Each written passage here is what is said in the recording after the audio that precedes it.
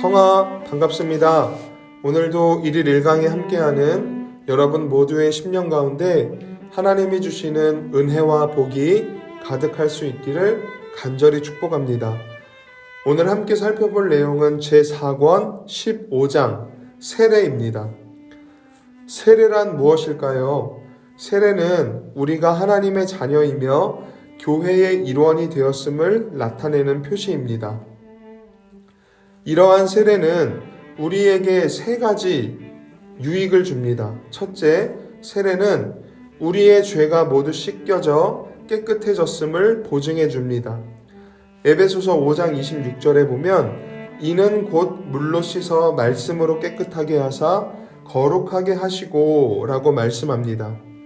이 말씀은 우리의 죄 씻음과 구원이 물로 이루어진다거나 물 그 자체에 깨끗이 씻고 중생하게 하고 새롭게 하는 능력이 있다는 의미가 아닙니다.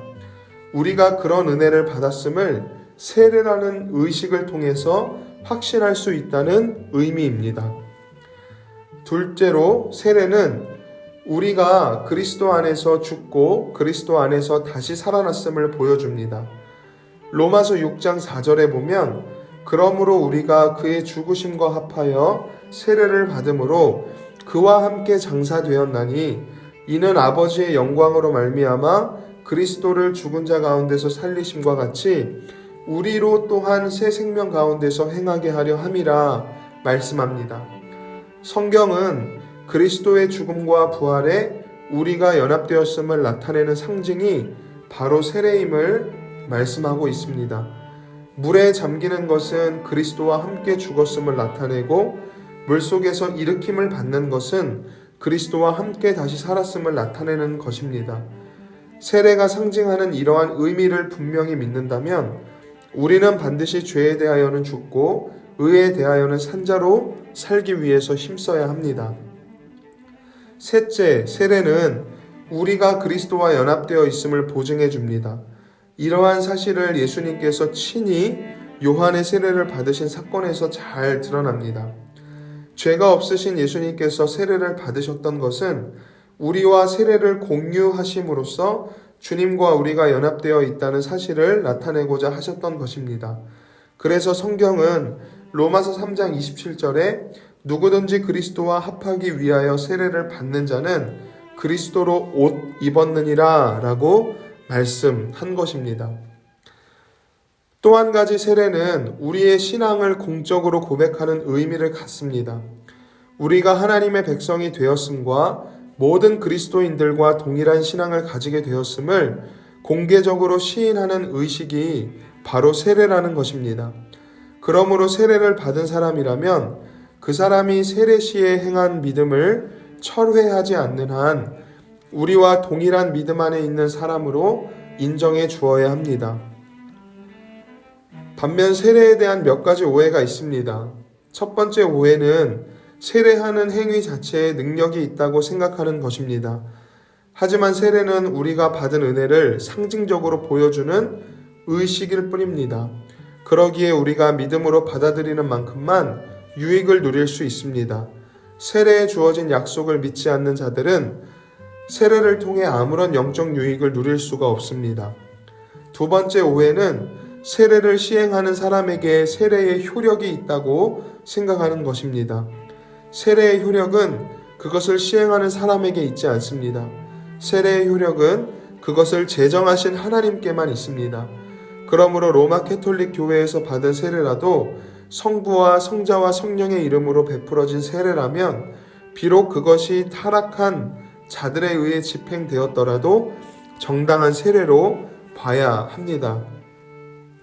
마지막으로 바른 세례식에 대해서 살펴보겠습니다. 먼저 세례받을 자를 교회의 온 회중 앞에 소개합니다. 그리고 회중은 증인이 되어서 그를 주목하여 위하여 기도하면서 그를 하나님께 드립니다. 그 다음에 세례받는 자가 배웠어야 할 신앙 고백서를 읽어주고 세례가 의미하는 약속들을 선포하면서 성부와 성자와 성령의 이름으로 세례를 줍니다. 그리고 나서 그를 위해 기도하고 감사하면서 자리로 돌려보냅니다. 로마 캐톨릭은 이 간단한 순서에다가 주문과 촛불과 성유와 숨을 내쉬는 행위 등을 추가했는데 이는 아무런 쓸데없는 일입니다. 세례받는 자를 물에 완전히 잠그느냐, 3번 잠그느냐, 1번 잠그느냐, 아니면 머리에 물을 뿌리기만 하느냐에 대한 논쟁이 있는데 사실 이것은 그리 중요한 문제가 아닙니다. 물론 세례를 주다라는 단어는 물에 완전히 담그다라는 의미를 갖지만 그것은 교회가 처한 상황에 따라 재량껏 시행하면 되는 부분입니다.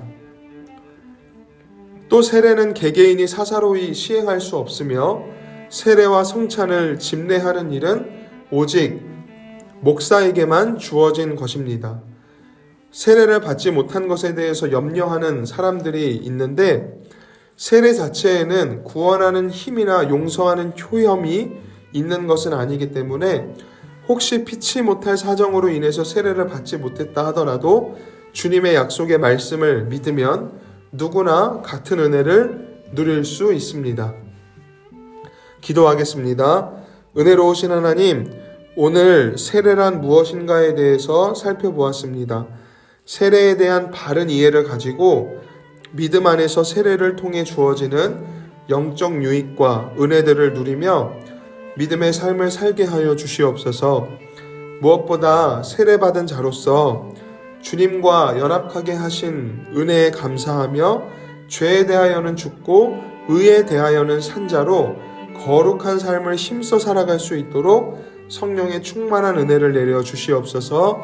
사랑하는 청년들의 심령 가운데 오늘도 함께하여 주시고 때를 따라 돕는 은혜로 붙들어 인도해 주실 줄 믿사오며 예수님의 이름으로 간절히 기도드립니다. 아멘.